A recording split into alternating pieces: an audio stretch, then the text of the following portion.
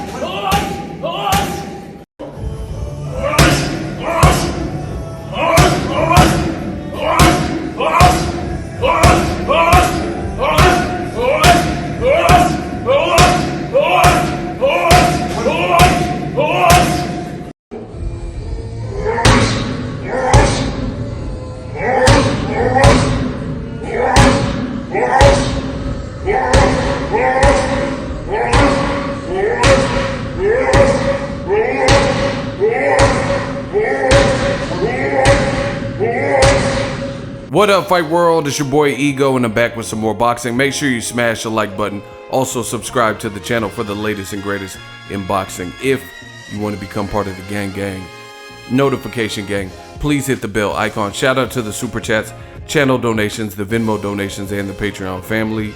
We working. Woo-wee. Cinco de Mayo weekend, Box Fan Expo is going down the same day as the Canelo versus Daniel Jacobs fight, which is a great fight. You know, my channel will be working with the Box Fan Expo yet again to, promote the event as an affiliate.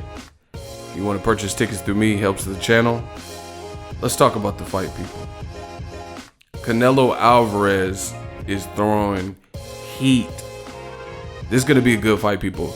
Now, Daniel Jacobs is a great fighter. He has some advantages in here. His height, he's very athletic. You know, I don't think Canelo has fought a rhythmic black fighter in a little while. You know, he fought Gennady Golovkin twice, Rocky Fielding twice. And the reason why I say a rhythmic black fighter is because if you look at Canelo, how he fights, if you bring the fight to him, that's his bread and butter. He has more of an American style to me, you know, all around very good fighter, complete. You know, he would have a lot of the boxes checked off. Got to work on his stamina a bit, but you know, he lives the fighter life. He has all the motivation from family to money to fame and celebrity, and he wants to keep that going. You know, signed a huge deal with dazn. You know, life seems pretty grand. Doing sellout crowd, crazy, adoring fans. But I think Canelo, stylistically, guys who fight similar to him, like that American style with rhythm, because Canelo has rhythm. You know, Canelo is hard to define, but Canelo's very rhythmic. Look at his upper body movement, his head movement. You know, he's a very skilled fighter. I think he's come a long way since the Mayweather loss. I think he learned a lot from Floyd Mayweather in that loss, and he's applied it, you know. So shout out to him, Chepo, Eddy Reynoso. But I think Daniel Jacobs is a tall order, you know, and it's a tough test. Some people are sleeping on Jacobs, but you see Canelo is punching. This dude, one thing I've always liked is he's a boxer puncher. The kid can punch, you know, proper technique, feet planted. And one thing I like about Canelo's punching power and his style of fight is that he's a true boxer puncher. He turns his punches over, and his punch variety is out of this world. Some people don't know what I'm referring to. Just the punches he selects. Like, watch the Angulo fight when he fought Alfredo El Perro Angulo. He just picked weird shots at times, and he was so comfortable in there. Like shooting an uppercut, he just knew what punches he wanted to throw. Same thing comes to mind when I look at the James Kirkland fight. You know, he lit James Kirkland up on them ropes. You know, James Kirkland made it a cool fight for the first minute of the first round, but then after that it was all Canelo. And then when he had Kirkland hurt, he just never let up, and he lit that boy up. So I don't know.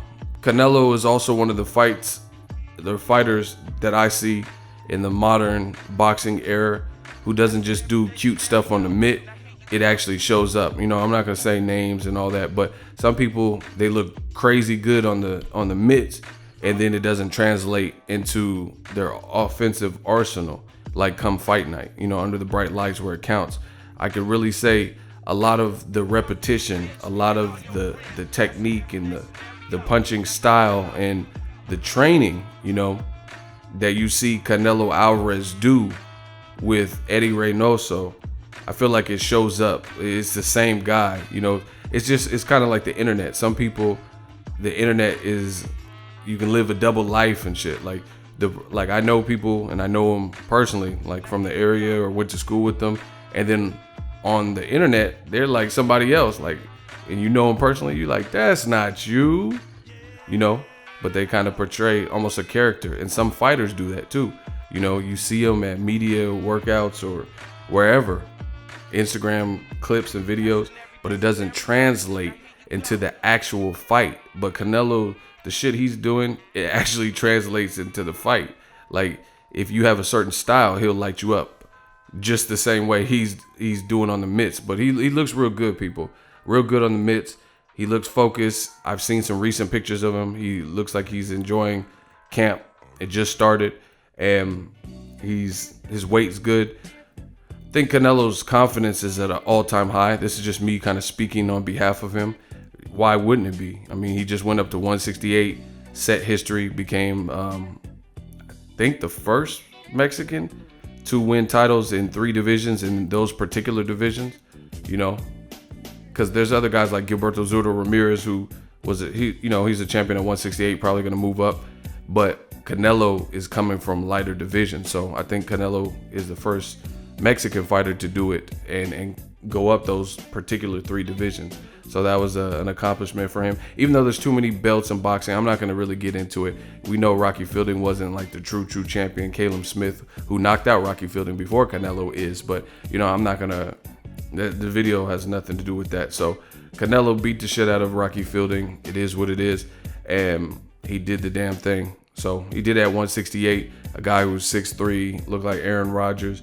And at the end of the day, it's a confidence booster no matter what, because you just held your own at 168 and annihilated somebody, somebody who had some version of a belt, things like that. So at the end of the day, I think Canelo is kind of reaching that peak and reaching that pinnacle. Daniel Jacobs is going to have to be on his P's and Q's. Daniel Jacobs, know him personally, great guy, great story. He, in my opinion, beat Gennady Golovkin. And no guys had Max. I thought he beat Golovkin. Some people would argue it was a good fight. It was a close fight. The knockdown made it closer. But I was at the fight. I was in New York. There was a crazy snowstorm. It was like one of the worst snowstorms the East Coast had ever seen or has seen in like 15 years or something. And I happened to be in New York for the first time, really, as an adult there. So Daniel Jacobs is a terrific fighter, but like I said, he has a good trainer too, and Andre Rozier. They're gonna have to come up with a good game plan because Canelo himself is a very good fighter. I think there's little things that Jacobs should try to exploit, not take too many risks early. I would be weary about switching to southpaw because Golovkin caught Jacobs in transition when he was switching from orthodox to southpaw. Canelo has much quicker hand. To me, Golovkin's pretty slow, like overall. He's a good fighter, but he's not quick. Canelo has slow feet, but his mind processes fast. He knows what punches in his arsenal he has, and he's not afraid to use them. And he has deceptively fast hands. So I think Jacobs is going to have to, fill him out in the early rounds. But this is what Jacobs wanted. Canelo looks good. Jacobs, I seen he had a post. I'll probably make an Instagram video about that recently. It's going to be a good fight, people. If you're in Las Vegas, you're in Nevada, you're on the West Coast, you should probably get down, even if you can watch it on closed circuit. Golden Boy did a good job. Now, one of the concerns that myself and a lot of other people had was Canelo getting all this money with dazn. What type of fights, what type of opponents was he going to face? He took Rocky Fielding because the Golovkin fight was on HBO Boxing, one of their final fights. And he took the Rocky Fielding fight, which, you know, we all knew the outcome of that fight, what it was going to be. And then now he's taking a very tough test in Daniel Jacobs. And the thing I also like about Canelo, aside from the mitt work and what I see him doing in training, translating to the actual ring, is very mature. Like, I really keep forgetting how young Canelo is. Canelo and Broner are probably about the same age, you know what I'm saying? But just the demeanor is different. You know, we all know that. And one thing I like about Canelo, what I see is he seems to enjoy being the head of the sport, and he takes it serious. You know, even though he was supposed to try to beat Floyd, I'm not saying he didn't try, but that usually you get the torch passed to you by beating the cash cow before you. Oscar de la Hoya beat Julio Cesar Chavez Jr. or Sr., excuse me, and then Floyd beat Oscar, you know, and then Canelo had his moment, came up short. But either way, Mayweather is still retired, so Canelo's the man. You know, he's the biggest star. I don't know why Max Kellerman on First Take said Anthony Joshua is. I think it's definitely the Canelo show. He has a whole country behind him. So does Joshua. But the difference being is, one, Mexico's bigger than the UK. Two, Canelo has been integrated into American boxing, and he's built a name. Anthony Joshua is doing a press conference today, you know, but he has never fought out here, so his star power is nowhere near Canelo's. I was in Linwood when he had the fight with Julio Cesar Chavez Jr., and that's in SoCal. It was so crazy. It's so thick out there. So many people. And, you know, they were going crazy for Canelo. Crazy. So I like what I'm seeing. I want to give you guys an update. If you're new to the channel, consider subscribing. You know, I break down the fights, give my thoughts, you know, go to the fights, give you some insight. You know, I've been doing this for a while. And, you know, boxing's in a good spot. So we're going to keep going, keep grinding, keep pushing. And I'm really looking forward to Canelo versus Jacobs. It's going down in May, Cinco de Mayo weekend. Drop your thoughts. Let me know what you guys think. Canelo's looking powerful. He's punching hard. Let's get it. Shout out to Daniel Jacobs. Shout out to Canelo for getting this done.